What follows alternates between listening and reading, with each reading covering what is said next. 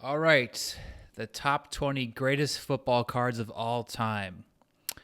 Before we start, I wanted to, I guess, talk about um, how I put together this list. So this list is not going to include National Treasure autos from ultra modern players. No 101 logo man cards. Right now, this list consists of cards from players that have been key hobby favorites for years or have solidified themselves as such recently. Because who knows what happens to Mahomes, Josh Allen, Joe Burrow cards in 10, 15, or even 5 years. Um, I also just wanted to keep it to just one card per player. So, yeah, Tom Brady is on this list, but he's only going to have one card. I also want to include only players that have cards during their playing days. So, for example, the classic 1933 Gowdy Jim Thorpe card does not make this list because that card came out well after he retired. All right, so without further ado, at number 20, the 1952 Bowman Large Jim Lansford. Now you're probably thinking, all right, who is Jim Lansford? Well, he only played 1 year in the NFL, but this long card is considered one of the most desirable vintage cards in the football hobby, and it has been for a long time because it's a short print and it's the last card in the sets. So this card is just notorious for condition issues. It's always off centered, and being the last card in the set, it was exposed to a lot of rubber bands. And for the longest time, this card would outsell Jim Brown rookies. Maybe not so much anymore, but this is definitely an iconic vintage football card for football collectors. Just an example of what these cards go for.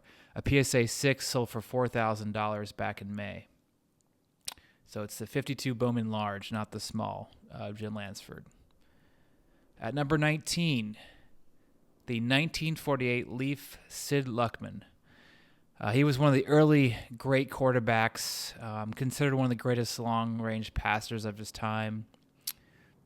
Chicago Bears QB, and he's only 31 in the photo on this card, but he looks 50. But this is just a great card of a great quarterback from a classic football set, the 1948 football sets. All right, at number 18, the 1972 Topps Roger Staubach. He's the Cowboys quarterback that just dominated teams in the 70s, really helped earn the franchise its nickname the American team. Interesting fact about Roger Staubach, he was 27 years old as a rookie because he spent time in the Navy after he graduated from the Naval Academy. But definitely an elite quarterback during the 70s. All right, number 17, the 1950 Bowman Autogram rookie card. Love the 50 Bowman football cards, the look of it. And Autogram was really just, he was Tom Brady before Tom Brady and before Joe Montana. He was Joe Montana. He's kind of largely forgotten about nowadays, but he dominated his era. He was in 10 consecutive championships, and he won 7. Some even considered him to be the greatest Cleveland Browns player of all time. But there's another great Browns player on this list coming up. All right, so number 16, the 1989 scorer Barry Sanders, one of the greatest running backs of all time. And this is truly one of the most iconic cards, football cards from the Junk Wax era. This is one of those cards, along with the 89 Upper Deck Griffey and a few others, that really helped catapult the hobby in the 90s. All right, number 15, the only defensive player on this list, the 1982 Topps Lawrence Taylor, considered to be the best linebacker of all time, and many consider him to be the best defenseman, period. This card's pretty low on the list. At number 15, he's easily, I think you could consider him a top 10 player of all time. But he's only at number 15 in this list because there's nearly 7,000 of these graded. Not a very scarce card, although it is a tough card to get in PSA 10. There's only 181 of these graded in PSA 10. All right, number 14, the 1998 playoff contenders, Peyton Manning auto. This is his lone autograph rookie autograph card from the first playoff contender set. And I think we all know Manning. He's just one of the greats. Won 2 Super Bowls, 5 MVPs, and this card is considered by many to be one of the modern crown jewels in the football hobby, along with another quarterback that I will, of course, mention later. This card is also certainly worthy of the list because it's rare. There's a print run of just 200. There's other greats from the set like Randy Moss as well, but the Peyton Manning is the card to get from the 1998 playoff contenders set. All right, number 13, the greatest wide receiver of all time. 1986 Topps Jerry Rice. Truly one of the most dominating wide receivers. He's got records that are basically untouchable. He's another guy that would be much higher on the list, but this is not just a list of the greatest football players; it's the greatest football cards. And this card is by no means tough to come by. There's over 30,000 graded by PSA alone, though it is pretty tough to get. And a PSA 10, there's only 59 graded in PSA 10, and there's over 1,000 PSA 9s. The green border makes it a little tough to grade. All right, number 12, the 1976 Topps Walter Payton, one of the best running backs of all time, and this is just an iconic football card. When you think of football cards, this is definitely one of the cards that pops up in your head, especially vintage cards. All right, number 11, the 1957 Topps Bart Starr. Just a Packers legend, one of the most successful quarterbacks of all time, from one of the most beautiful football sets I think ever made. It's one of my favorites. There's just something about it. It has that kind of same, beauty and Americana-like design, almost like the 52 and 54 Topps baseball sets. The 57 Topps football set is to me one of the most iconic football sets of all time. And the Bart Starr is one of the key cards. All right. Into the top 10, the 1948 Leaf Sammy Baugh. He was the forerunner for the passing quarterback. There's certainly lots of Hall of Fame rookies from the 1948 Leaf set, but he's the most significant. He also has a 1948 Bowman card, but the Leaf is the card to get of Sammy. He was also just a great defensive back and a punter. He has the NFL record for yards per punt at 51 yards in a season. He also had 4 TDs and 4 interceptions in one game, and he was a movie star. Truly one of the kind of forgotten about quarterbacks, but one of the greats, and I think very deserving of the top 10 because this is a classic football set, and Sammy Baugh is the best card from the sets, and he can, two-way player, defensive player, and an excellent quarterback. All right, number 9, the 1981 Topps Joe Montana. This has been the card that everyone has wanted for a while, and he's, for the longest time, was considered the greatest football player of all time before Tom Brady came along. This card has a high print run at 22,000. This is made during the 80s, so it's still pretty much the junk wax era in 81. But this card is tough to find in Gem Mint. There's just 109 PSA 10s, and it's a great-looking card of Joe Montana. All right, number 8, the 1933 Sport Kings Red Grange. He's one of the first true superstars in football, and this is his first mainstream card. He had some other cards previous years are kind of oddball sets. I think he had some movie star cards. But this is just a classic football card. There was some other sports players in this set, Babe Ruth in it as well. But Red Grange is the football card to get from that set. It's a total pop of just 572 between SGC and PSA. So it's a relatively tough card to get, but just a classic football card, and of really one of the first true superstars of the game. All right, at number 7, the 2000 playoff contenders auto of Tom Brady, which I think most people now would consider him to be the GOAT.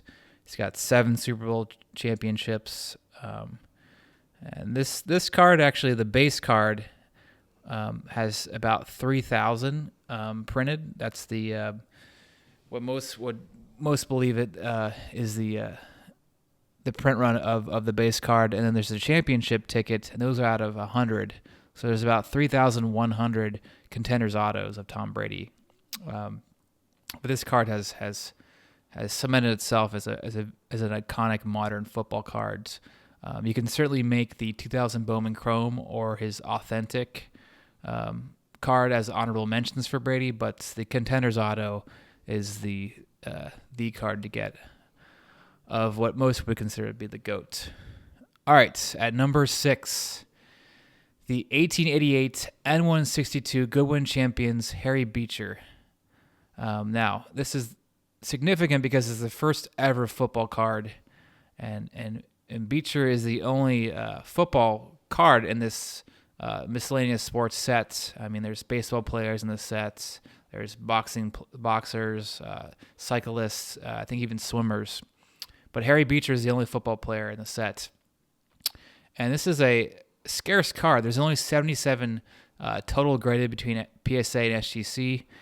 I'm sure a lot of those were cross grades and cracked out and submitted at different graders. So there's probably less than 77 at least graded.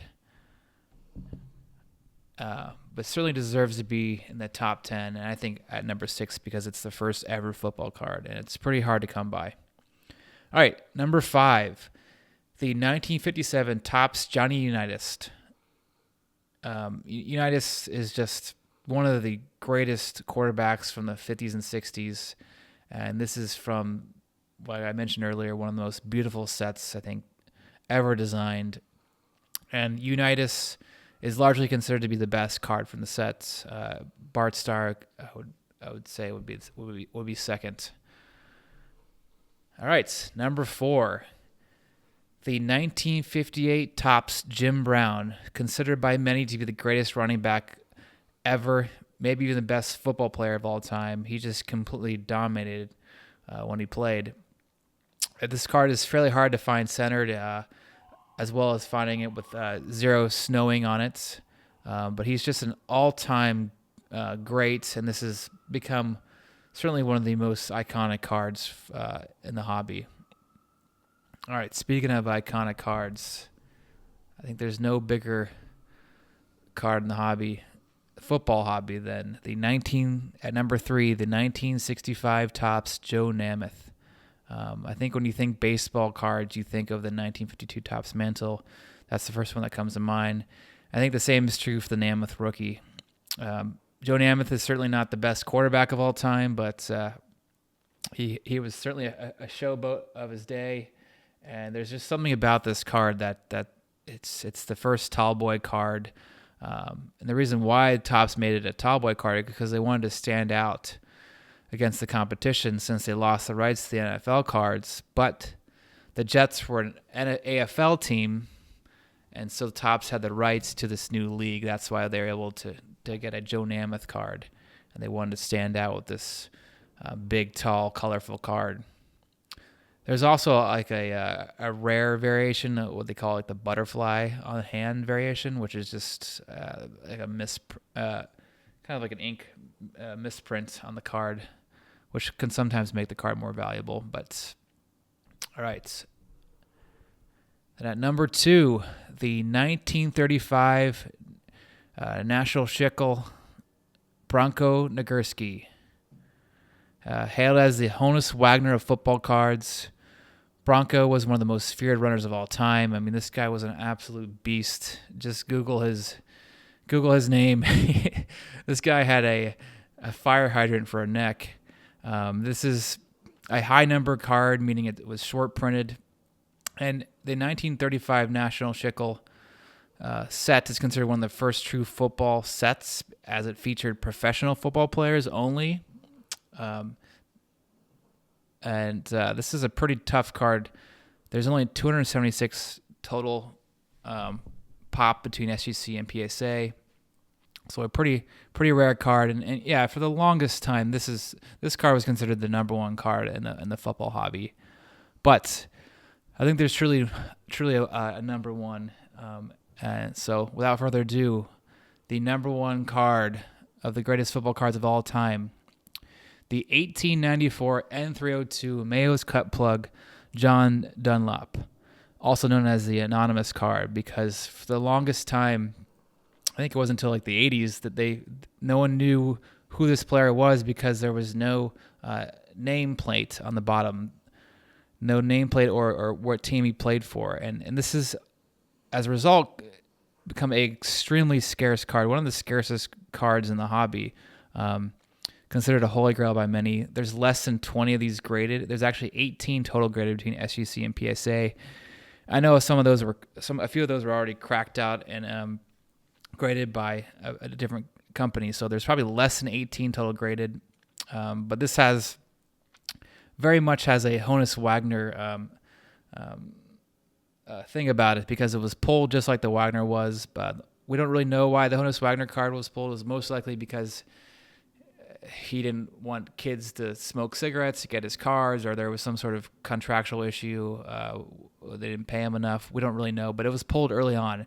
And same with this John Dunlop card. It was pulled early on because it was a printing mistake. There was no name or team on the front. But we know he played on Harvard, and this is an Ivy League set. And this is the first football set consisting strictly of football cards. The one from 1888, the go-in champions Harry Beecher, yes, that came before, but it was only one single card from that set had a football player. But the Mayo Cut Plugs, this is the first set consisting strictly of football cards, but they were all college players. There was no professional football at the time. And yeah, I think this definitely deserves to be number one. This is just, it has that perfect combination of scarcity,